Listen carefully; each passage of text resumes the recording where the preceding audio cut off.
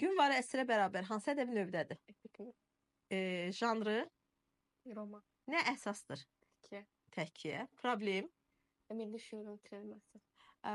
Səncə gün var əsrə bərabər əsərində türk adət-ənənələrinə, ayinlərinə aid nəsə əks olunubmu? Dəfn mərasimi. Dəfn mərasimi, ölü ilə sağollaşmaq. Doğrudur. Əsərdəki obrazlar aləmi haqqında məlumat ver. Yedigey, Qazanqab, Kubala, Sabitcan, Ədilbəy, Cumali, Tansıkbayov, sonra Cavan oğlan, orada saldat. Aha. Yaxşı, doğrudur. Qazanqab necə oldu öldün? Ölərkən yanında kim var idi? Öləndə Kubala getmişdi onun yanına baxmağa ki, nəsə ehtiyacı var. Onda gördü ki, nəsə saqqalı bəzdik durur. Onda bildi ki, başladı ağlamağa, özünü tuta bilmədi. Onda belə öldü. Aha, təəssüf hissi keçirdi ki, bu boyda insan kimsəsiz şəkildə öldü. Yedigey nə qədər yaşayıb? 61 yaşı var idi. 61 yaşı var idi. Nə qədər raziyesdə xidmət edib? Cəbhədən gəlmədən sonra. Yəni il olaraq təxmin desək 44 il xidmət edib. Amma bir gündə əsərdə biz onun bir gündə keçirdiyi problemləri görürük. Əslində 44 ildə yox, bir gündə keçirdiyi problemlərin bütün ömrünü gözdən qarşısına gətirdiyini görürük. Düzdür. Yaxşı.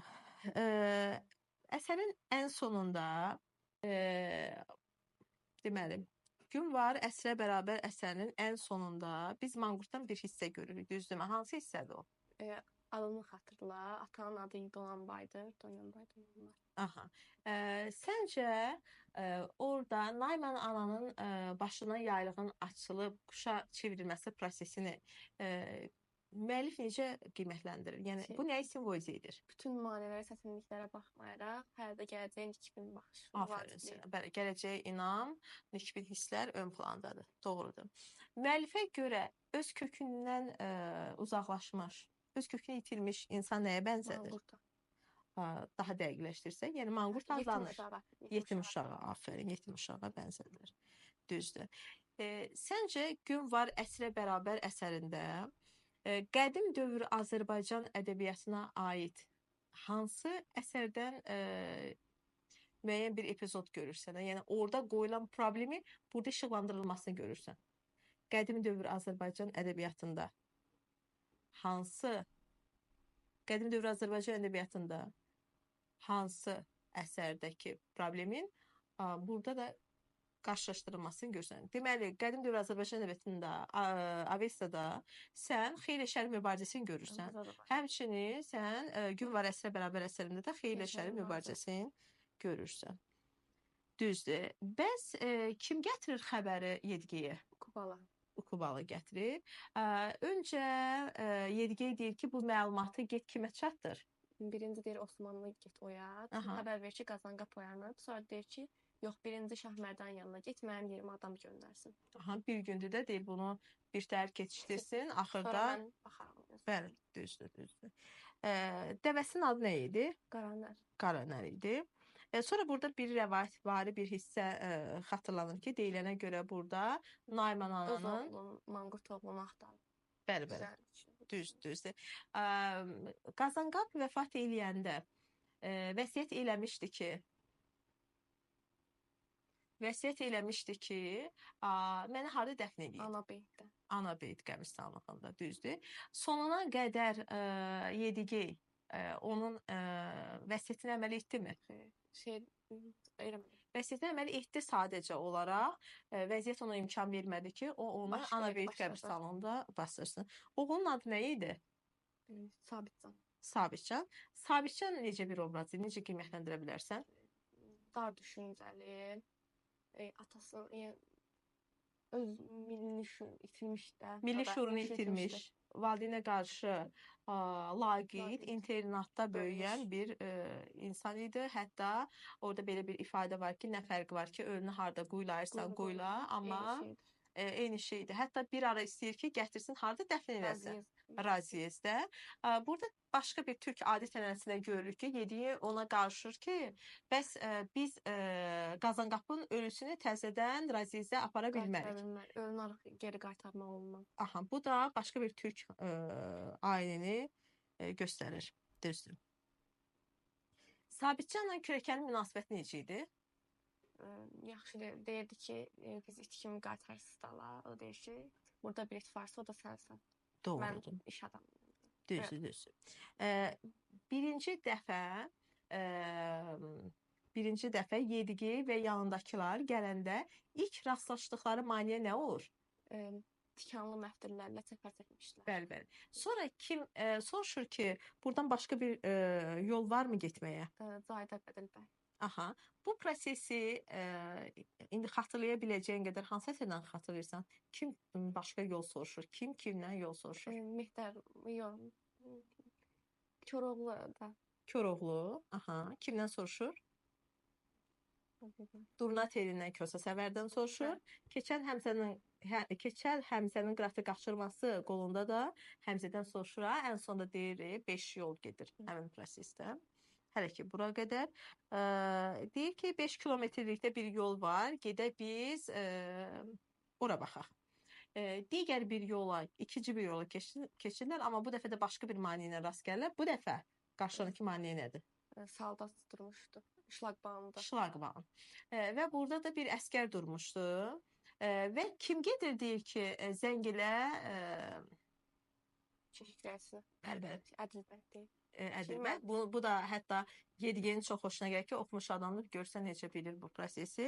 Düzdür. Kim burada vilayət həmkarlar şurasının üzvüdür? Sabitcan.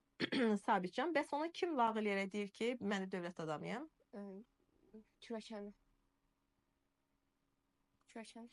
Kimlə? Düzdür. Yaxşı, düzdür. Bunu çox bəyənir. Bəs keşikçi danışanda, leytenantla danışanda deyir ki, burada neçə nəfər adam var? 6 nəfər, ölü ilə bir yerdə də 7 nəfər. Bəli. Leytenantın adı nə idi? Tansikbay. Bildiyimiz kimi burada Yediqey Tansikbayev gələndə onunla qırğız dilindən danışır. Bunun münasibəti necə olur leytenantın? Xoşuna gəlmir, çox vecinə almır. Deyir ki, mən vəzifə başındayam, mənlə rus dilində danış. Mən vəzifə başındayam, mənimlə rus dilində danış. Tamamilə doğrudur. Bu ifadə ilə səncə Tansikbayev və Sabitcan nə birləşdirir? İkisi də birləşmə bitirib. Adətlərini unudublar. Bəli, mənəvi manqurtlardır, düzdür. Ölü ilə vidalaşma məsələsində kimdə görürsən, hansı obrazda görürsən? Yediqeydə. Yediqeyin bu ölü ilə vidalaşma mərasimi necə olur? Oradan biraz danış görək. Zumarə deyir ki, mən gedim öcə qaranlıq çökür, qəbri qazım. Biraz qazandan sonra 5 nəfər hərəsi bastırırlar Qazanqapı. Sonra 5 nəfər hərəsi biraz torpaq atıb üstünə. Bastırırlar. Sonra Yediqey danışmağa başlayır onun haqqında. Deyir, mən sənin vəsiyyətinə mənə deyə bilmədim, burada bastırdım. Mən də öləndə burada bastırarsınız. Aha. Burada bir də biz Yediqeyin bir inancını görürük ki, insanlar öləndən sonra heyvanlara çevrilirlər və burada Tanrıya necə müraciət edir o? Deyir, əgər bu doğrudursa, mənə qarışqa yox, ağquyruq salağanı ruhumu versin. Düzdür. Və ölünü bastırandan sonra yenə bir ümid olaraq Yediqey Sabitcandan soruşur ki, bəs biz bu Anabeyt qəbristanlığı haqqında olan problemi neyniyək? Sən həmkarlar şurasına üstsən. Yaxşı olar ki, bunu da bilirsən, bənzətdik biraz Sabitcanın prosesini Aslan bəyə xarakter cəhətdən oxşayırlar. Bəs deyir ki, bir ərizə yaz, bəlkə sənin sözünə baxalar. Bu zaman Sabitcan bu fikrə necə münasibət bəsləyir? İstəmir. Deyir, mən evdə öz işim var, arvadım, uşağım var, mən işə salmadım. Bəli, deyir, buradan bir adam xəbər göndərsə ki, ərizəni mən yazmışam, bu mənim işimə mane olur. Tamamilə doğrudur. Və bundan ümid gözləyir, amma puç olur. Ümidi puç olur və deyir ki, heyf ki, mən sənə belə bir söz dedim. İnşallah ki, biz bir də görüşməliyik. Və bunlar birkə çıxıb gedirlər artıq. Amma yenə də Yedqey ürəyində buna deyir ki, öz-özünə danışır ki, daha doğrusu yenə sən manqurtsan ki, manqurt, sənin üçün heç bir şeyin xeyri yoxdur. Bunlar çıxdılar, getdilər. Gün var əsrə bərabərdə hansı şifa xalq ədəbiyyat janrları xatırlanır, yaxud adı çəkilir, yaxud onlarda müəyyən bir ifadələr gətirilir?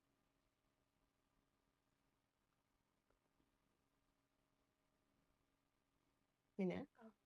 Bəli. Ağının adı çəkilir ki, bu yerlərdə Nayman ana öz oğlu Jolamana ağı deyirmiş. Bir də orada yadındadırsa, Yedqeyin dilindən deyir ha, təvəkkülü Allaha.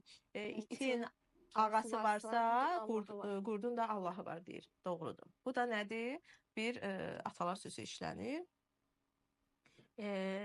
Nəticədə raket atılır. Artıq 5 dənə şey satılır. Tamam. İtdə, dəvədə, insanda qaçmağa başlayır. Qorxurlar, sonra görürlər raket atılır.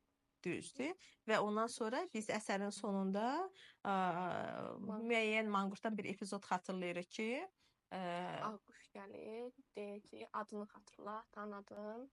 Donanbay. düzdür, tamamilə düzdür. Yaxşı.